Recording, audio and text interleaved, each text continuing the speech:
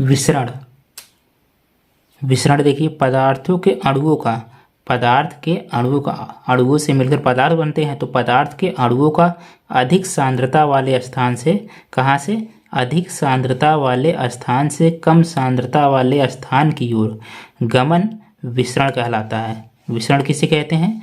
पदार्थों के अणुओं का अधिक सांद्रता वाले स्थान से कम सांद्रता वाले स्थान की ओर गमन विसरण कहलाता है। ठीक, सांद्रता मतलब जहाँ पर पदार्थों के अणुओं, मतलब जैसे एकांक आयतन में पदार्थ के अणुओं का अधिक मात्रा ही सांद्रता कहलाती है। एकांक आयतन में पदार्थ के अणुओं की उपस्थिति ही सांद्रता कहलाती है।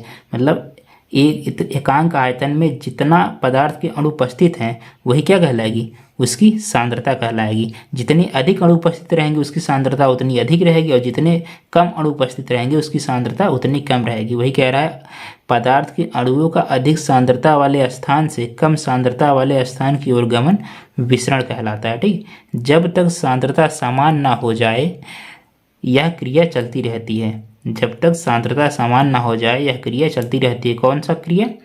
अधिक सांद्रता वाले स्थान से कम सांद्रता वाले स्थान की ओर गमन। ठीक, जब तक दोनों की सांद्रता समान ना हो जाएगी तब तक यह क्रिया चलती रहेगी। ठीक, पौधों में विसरण द्वारा निष्क्रिय परिवहन होता है। जैसे उदाहरण के लिए कार्बन डाइऑक्साइड का परिवहन और ऑक्सीजन का परिवहन। ठीक, कार्बन डाइऑक्साइड मतलब देखिए, कार्बन डाइऑक्साइड जब कोशिका में अधिक मात्रा हो जाती है इसकी, कार्बन डाइऑक्साइड की, तो कोशिका में इसकी सांद्रता क्या हो जाती है? जब अधिक हो जाती है, जब इसकी मात्रा अधिक हो जाएगी तो क्या कहलाएगी? इसकी सांद्रता मतलब अधिक हो गई है कोशिका में।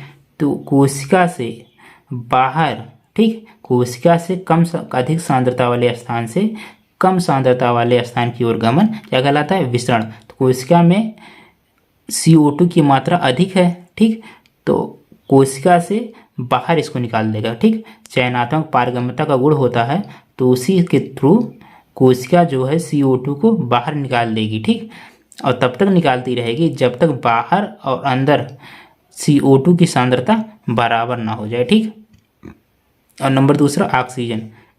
जब कोशिका में ऑक्सीजन की कमी होती है तो बाहर से ऑक्सीजन कोशिका अंदर ले लेती है। ठीक, और तब तक लेती है जब तक दोनों की सांद्रता बराबर ना हो जाए। ठीक, जैसे आपके दिमाग में ये आ रहा होगा कि बाहर तो कार्बन डाइऑक्साइड की मात्रा बहुत अधिक है, तो बाहर कैसे सांद्रता कम हो सकती है, और कोशिका में तो थोड़ा सा होगा CO2, तो कोशिका में अधिक कैसे हो सकती है?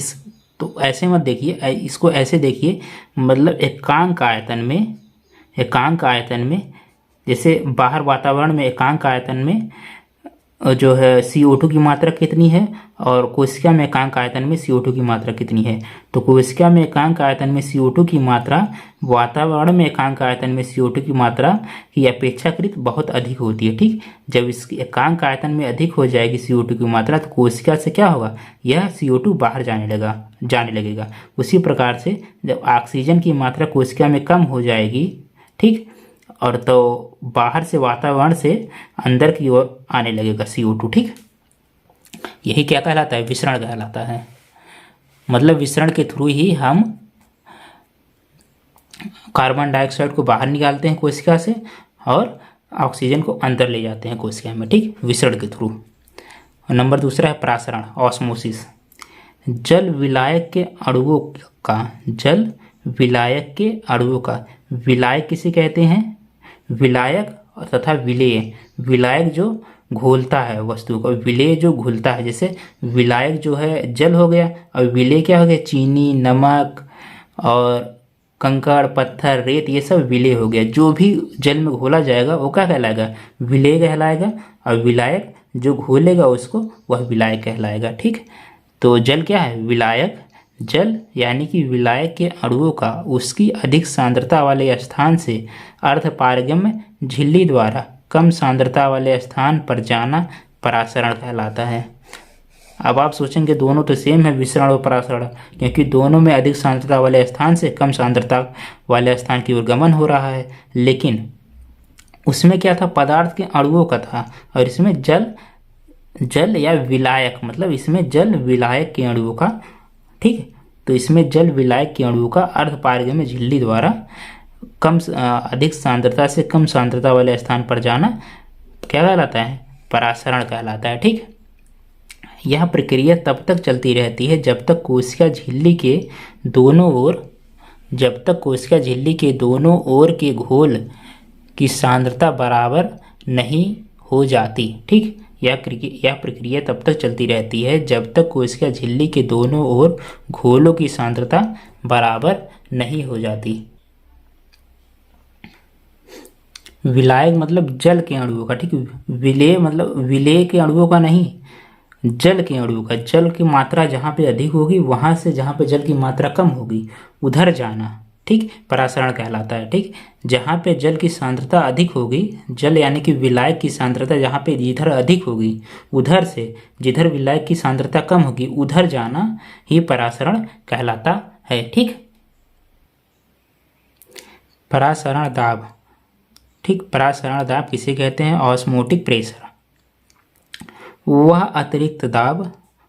अतिरिक्त दाब जो अर्धपारगम्य झिल्ली द्वारा विलायक के प्रवाह को, किसके प्रवाह को? विलायक के प्रवाह को।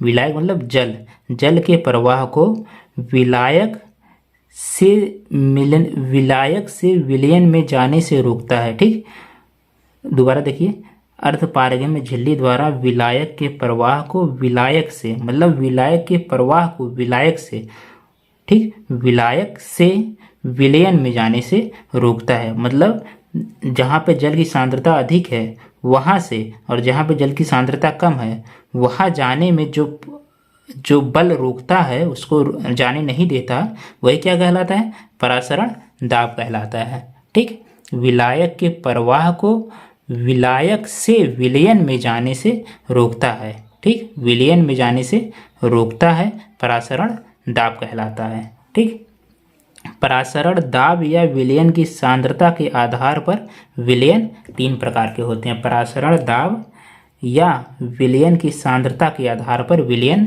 3 प्रकार के होते हैं। नंबर पहला, अल्प परासरी विलयन। नंबर पहला कौन सा? अल्प परासरी विलयन। जिस विलयन का परासरण दाब अपेक्षाकृत कम, जिस विलयन का परासरण दाब किसे कहते हैं? विलायक के अणुओं का विलायक से विलयन में जाने से जो रोकता है वही क्या कहलाता है? परासरण दाब। और जिस विलयन का परासरण दाब अपेक्षाकृत कम तथा विलयन में विलायक की सांद्रता अधिक होती है उस विलयन को अल्पसारी विलयन कहते हैं। उस विलयन को क्या कहते हैं? अल्पसारी विलयन कहते हैं। अगर परासरण दाब कम होगा तो विलायक की सांद्रता अधिक होगी, मतलब विलायक की सांद्रता अधिक है तो क्या होगा? परासरण दाब कम होगा, क्योंकि जब सांद्रता अधिक है तो इसका मतलब क्या है? जब विलायक की सांद्रता अधिक है तो वह कम सांद्रता वाले स्थान की ओर जाएगा। ठीक, जहाँ पे विलायक की सांद्रता कम होगी वहाँ पर क्या होगा? जल जाएगा। ठीक, और जब जल जाएगा तो इसका क्या मतलब? जल जाएगा तो परासरण दाब उसको रोक नहीं पाएगा, तो इसका मतलब क्या होगा? परासरण दाब कम है इसीलिए नहीं रोक पा रहा है। ठीक, तो उस विलयन को क्या कहेंगे? अल्पसारी विलयन कहेंगे। उदाहरण, जब किशमिश को अल्पसारी विलयन यानी कि जल में डाला जाता है, जल कौन सा विलयन है? अल्पसारी विलयन। शुद्ध जल जो होता है अल्पसारी विलयन है। ठीक, अल्पसारी विलयन मतलब उसमें परासरण दाब कम होता है तथा विलयन में विलायक की सांद्रता अधिक होती है। विलायक की सांद्रता मतलब जल की सांद्रता अधिक होती है। विलायक को ही एक प्रकार से हम जल कह सकते हैं। ठीक, विलायक को हम एक प्रकार से जल कह सकते हैं, क्योंकि जल भी घोलता है, विलायक भी घोलता है। विलायक यानी कि जल ही होता है लगभग। ठीक, अल्पसारी विलयन यानी कि जल में जब डाला जाता है किसको? किशमिश को, तो किशमिश क्या होती है? फूल जाती है। जब आप कभी किशमिश को पानी में भिगो देते हैं तो सुबह देखते हैं, रात में भिगोते हैं और सुबह देखते हैं क्या होता है? किशमिश फूल जाती है। इसका क्यों फूल जाती है? क्योंकि पानी जो है, पानी की सांद्रता अधिक है, विलायक की सांद्रता अधिक है, तो विलायक जो है किशमिश में जाने लगता है, यानी कि पानी किशमिश में जाने लगता है और किशमिश में विलायक की सांद्रता कम होती है, कम है, क्योंकि किशमिश में पानी होता ही नहीं है, तो बाहर से पानी अंदर की ओर जाता है। ठीक, बाहर से पानी अंदर की ओर जाता है। यह क्रिया क्या कहलाती है? अंतःपरासरण, एंडो ऑस्मोसिस कहलाता है। यही क्रिया एंडो ऑस्मोसिस कहलाता है। एंडो ऑस्मोसिस मतलब अंतःपरासरण। देखिए नाम से पता चल रहा है, अंतःपरासरण मतलब अंदर की ओर जाना, एंडो मतलब अंदर की ओर जाना, बाहर से अंदर की ओर जाना। तो बाहर से क्या जा रहा है, पानी अंदर की ओर जा रहा है किशमिश में, तो यह क्रिया क्या कहलाती है, अंतः परासरण। ठीक। नंबर दूसरा, अति पराशरीय विलयन। अति पराशरीय विलयन, जिस विलयन का परासरण दाब अपेक्षाकृत अधिक होता है, जिस विलयन का परासरण दाब अधिक होगा और तो क्या होगा, उस विलयन में विलायक की सांद्रता कम होगी। विलायक की सांद्रता कम होगी, ठीक, क्योंकि विलायक की सांद्रता जब कम है तभी ना वो परासरण दाब अधिक होगा। जब विलायक की सांद्रता अधिक होगी तो परासरण दाब कम होगा, क्योंकि परासरण दाब अधिक है तो विलायक को विलायक से विलयन में जाने से रोकेगा। ठीक, तो उस विलयन को अति पराशरी विलयन कहते हैं। देखिए, जिस विलयन का परासरण दाब अपेक्षाकृत अधिक तथा विलयन में विलायक की सांद्रता कम होती है, उस विलयन को अति पराशरी विलयन कहते हैं। उदाहरण देखिए, जब जल और चीनी के संतृप्त विलयन, जब जल और चीनी के संतृप्त विलयन या अति पराशरी विलयन, संतृप्त विलयन या अति पराशरी विलयन। संतृप्त विलयन किसे कहते हैं, ऐसा विलयन जिसमें एक निश्चित ताप पे और अधिक, उसके ताप पे और अधिक विलेय को नहीं मिलाया जा सकता। ठीक, जैसे जल और चीनी का संतृप्त विलयन, मतलब जितना जल है उसमें उसी ताप पर और अधिक चीनी नहीं मिलाया जा सकता, उसे क्या कहते हैं, और अधिक चीनी को जब जल में नहीं मिलाया जा सकता, ठीक, तो उसे क्या कहेंगे, संतृप्त विलयन। ठीक, में जब अंगूर को डाला जाता है तो अंगूर पिचक जाता है। क्यों पिचक जाता है, क्योंकि जल में और चीनी नहीं मिलाया जा सकता, क्योंकि जल की मात्रा कम है, विलायक की मात्रा कम है। अगर विलायक की मात्रा अधिक रहेगी तो चीनी को और मिलाया जा सकता है, लेकिन जल की मात्रा कम है, चीनी की मात्रा अधिक है, क्योंकि इसमें और अधिक चीनी नहीं मिलाया जा सकता है, क्योंकि यह संतृप्त विलयन है।